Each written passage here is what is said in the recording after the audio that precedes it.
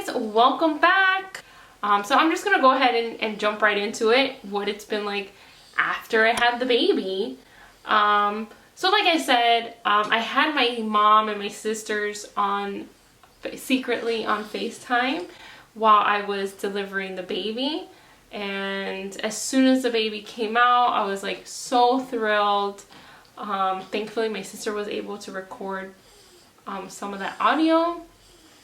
And I just remember, like, when I had the baby, I looked at the doctor. I was like, oh, can you officially, like, tell me that I'm no longer pregnant? She's like, yes. I was so happy not to be pregnant. Like, not for anything. It's amazing, a blessing to be pregnant, especially after infertility. But pregnancy is not easy. I would have to say, as of today, I'm 36 years old. I think that has been the hardest thing I've ever had to do as a woman. Like, that is very difficult, being pregnant. But as soon as I had the baby, I took out the phone. The doctor was stitching me up because she didn't do an episiotomy on me. I wasn't cut. But I did tear. She said there was like a tiny tear. So she was like sewing it up. She didn't tell me how many stitches. But she says it's like tiny. So I took out my phone and had the baby on top of me, which this was different experience for me because with Eleanor, I did have her on top of me, but it was like really fast. I did have him on top of me fast, and they took him to weigh him and measure him and do all that, check him out. But they brought him back to me. Whereas with Eleanor, they had her wrapped up and they brought her back to me for like a second, and I was like, I was in so much pain because of my back. That they took her off to the nursery because she had fluid in her lungs. So I didn't really see her for like an hour or two after giving birth. Whereas with Theodore, like as soon as they measured him and did everything, brought him back to me, they're like, we're gonna do chest to chest. And I'm like, oh my god, like that's awesome. Like I didn't have that with Eleanor. Just took off here.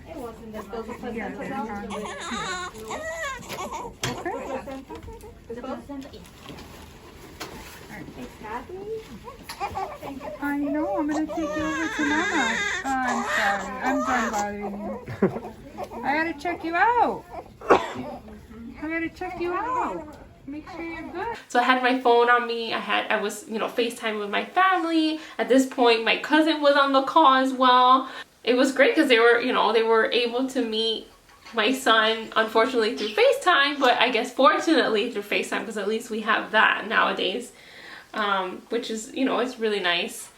And yeah, it was such a different experience. Like it was, in some senses it was the same, but in others it was different because it was really nice to be able to hold him and immediately once I finished doing the chest to chest, they're like, do you want to breastfeed? Do you want a formula feed? And I was like, well, I kind of want to do 50-50.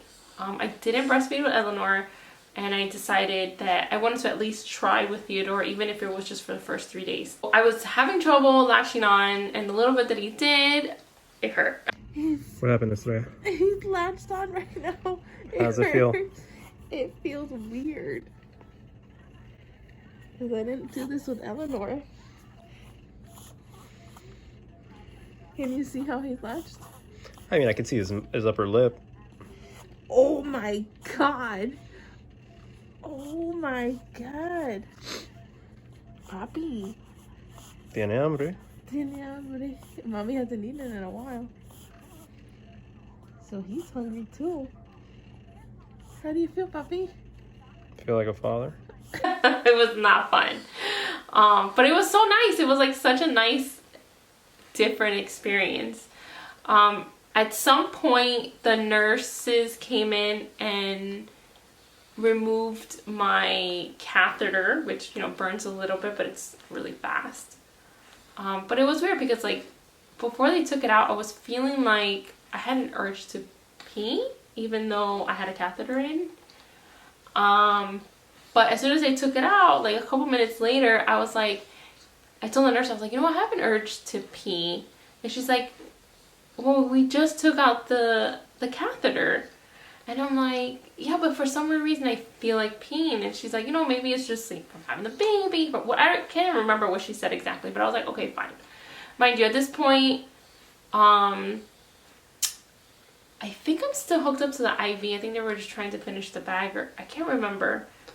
But they already had taken me off of the monitors on my belly. They were still doing the pressure or whatever. At some point, the anesthesiologist came in to remove all the tape and the epidural line. So yeah, so the experience was, after having Theodore, was nice. So yes, so I had, once I took out the catheter, I wanted to use the bathroom. The nurse says, you know, you just took out the catheter, probably, you know, whatever it is. I was like, okay, fine, I'm not going to use the bathroom, because I had asked her to go. She goes, you're probably going to pee a drop, because we just took out the line. I was like, whatever. She goes, you're going to move to a room in 30 minutes. So the 30 minutes came and went. Mind you, at this point, it's me, Matt, and the baby just in the room. The 30 minutes came and went. And I was like, I told Matt, I was like, I really need to pee. Like, not a little bit, like a lot. Like, I have to pee. And so he took me, helped me go to the bathroom, and I peed a lot. So I eventually, when they were prepping me to go to my room to change me to the postpartum room, I didn't say anything about peeing to the nurse. I actually forgot to mention to the nurse that I had peed. But I went, they took me in, what's it called? In a wheelchair, me and Theodore. And I had, obviously you have a new nurse. I walked into the room, and the room, oh, what a depressing room. I think at this point it was probably 11, 12 o'clock at night. It was pretty late when they finally gave us a room. And the room was like depressing. I just want to record our room. The nurse, today's nurse, I was talking to her really briefly, and then I mentioned something about what time it was and how it doesn't feel like it's 8 something in the morning.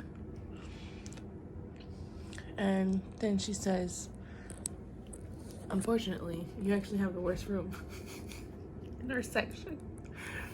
And I'm not surprised, because that's the window, a dresser, and that doesn't open.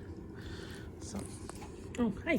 We settled in really fast into the room, because it was already, again, it was already like 11, 12 o'clock at night. So we settled in quickly, but you know, the nurse is obviously asking questions and checking me and whatnot. And then she's like, let me know when we need to pee. And I was like, I peed before I left the other room. She goes, what do you mean? I'm like, I did. She goes, did you tell your nurse? I'm like, nope. She goes, you were supposed to tell your nurse, because we were supposed to measure how much she urinated. And I was like, oh, no one said anything. Like, I peed because I had to pee. Like, I really had to pee. I'm like, well, just so you know, I peed a lot. And she was like, okay, well, next time you need to pee, like, let me know. And, you know, I'm going to come in here and help you. And I'm like, okay, fine. So I eventually did. Again, nurses come in and out when you were delivering and postpartum. Like, it's a lot. So she eventually came in, and she put, like, in the toilet, she put kind of like between the seat and the toilet bowl, this plastic thing that has like that measures. And then she's like, you need to pee in there so we can see how much you've peed. And I'm like, okay. I'm like, well, I peed. And then I was like, well, the first time I peed after having the baby, it was a lot more than this. But it was still a lot. It was like normal. So then finally the next day, you know, we FaceTime with Eleanor. She meets her baby brother. And, you know, obviously family's calling and checking in. But it's just sad, because that's the part that was kind of like, it was depressing. Because when I walked into the hospital, for the COVID test, and I had to go to the maternity ward for that, it was sad because the waiting room wasn't like it was when I had Eleanor. I had Eleanor 2.5 months before the pandemic started, and I had Theodore during the pandemic with the Delta variant, and it was sad. The waiting room was empty. Like, no one was allowed to wait in the waiting room. Like, the chairs were all like stacked on top of each other, and I was like, man, this is really sad. Like, this is such a sad moment. And then I was like, you know, I'm happy that I had my daughter and my experience, my first time as being a mom, like having the full experience, you know, having family, friends waiting, and coming to visit. And then with Theodore, it was so different. It was just me and Nat, and then just the phone calls. It wasn't like all day, you know, you have people checking in, and my mom, I spoke to her a couple times, but it wasn't the same. Like, you don't have your group pictures, and you don't have, you know, it's just not, it was sad. You know, I wasn't allowed to walk around the hospital like I was with Eleanor in her little bassinet. So again, you know, some things were the same, some things weren't, and it's just kind of sad. Finally, Wednesday, was it the 10th? 8, 9, 11? The 11th? The day that I was going home, they were doing all the tests for the hearing and the eyesight and the little foot blood test as well.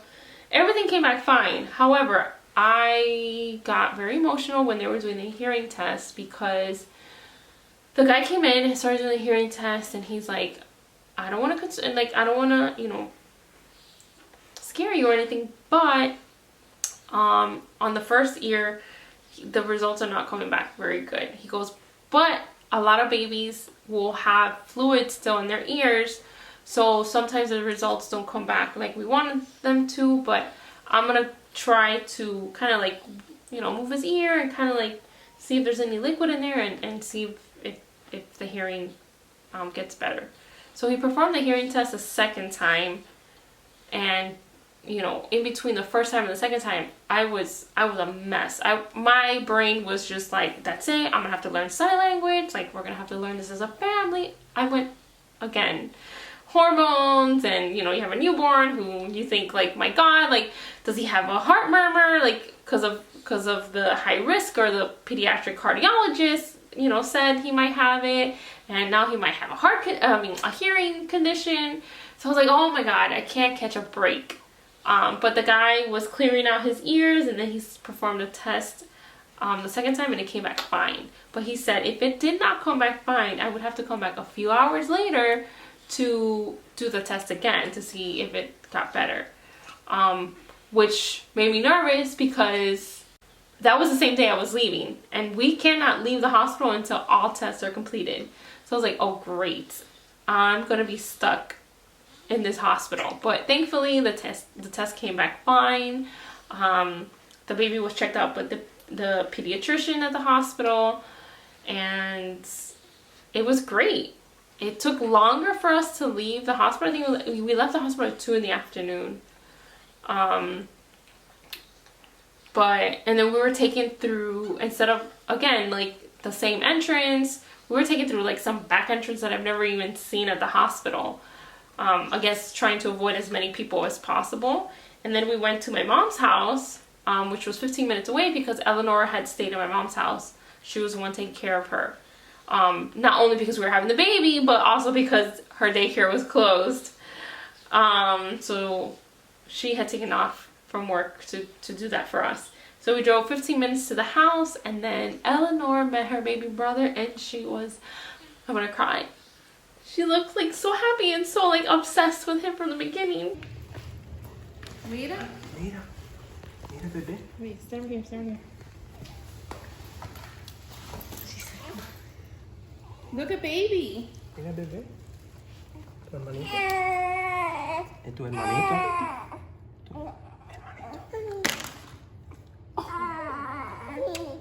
Ese baby. Dale un besito. Mira, bebé. Stand on the other side.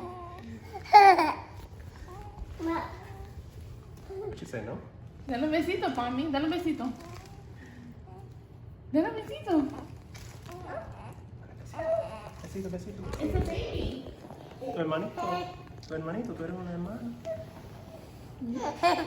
She doesn't know what to do. Dale, baby. Dale un besito. Is it your brother? Oh. Is it your brother? Is that your brother? Dale un besito. Un besito. Dale un besito. What is she's being such a goofball. Dale un besito. ¿Quieres cargarlo? You want to carry him? ¿Quieres cargarlo? Dale un besito. Un besito. Dale besito. Mira, este va a dar un besito. Why is she acting so weird? Mira. I think it's for the cameras. No. Mira, dale un besito. Un besito.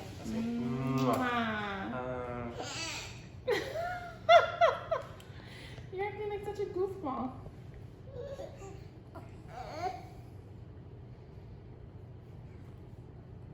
She's like, it's a movie, baby. Okay, let's come around her so we can see her on the thing. It's recording, right? Yeah, it's not recording. It smells like baby. Here, sit her down. Look at it. She wants her baby. Here, sit back. Oh, take the book back off. Look at her. Mira cómo hace con las manos.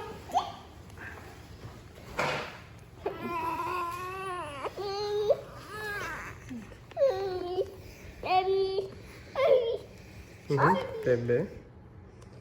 Mira, bebé.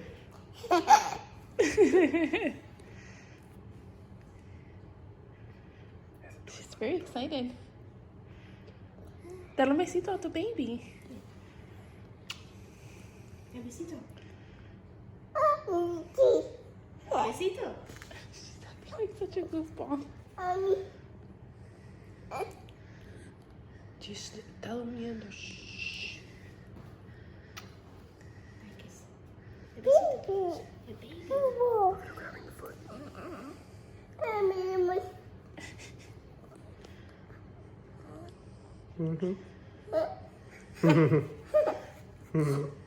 It was so weird to, like, after hours of being at my mom's house, like, my sisters met him and my nephews met him, and I had gotten them all shirts, all little cousin crew shirts, and a big sister shirt and a little brother shirt, and it was just so nice for everyone to meet him.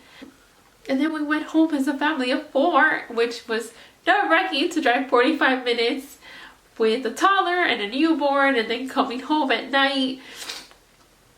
You know, it's like, it's a surreal moment. But then Eleanor, since then, has been obsessed with him. She's the, you know, before having the baby, you think of, like, nicknames and stuff like that, and we were always like, oh, his name's gonna be Teddy, like Theodore, you know. But apparently Eleanor decided on the nickname, and when the baby was in the bassinet at the beginning, when we first got home, she would, like, try to, like, peek her head in, and she said, I heard her a couple times say Titi, and I was like, Titi. I was like, okay, that fits, you know, we're still with the letter T. So now, instead of us calling him Titi, instead of us calling him Teddy, we call him Titi, which is, you know, it's cute because Eleanor came up with that name, not knowing she did, but yeah. So he's our little Titi. So that was my story of what it was like to come home and be with the baby.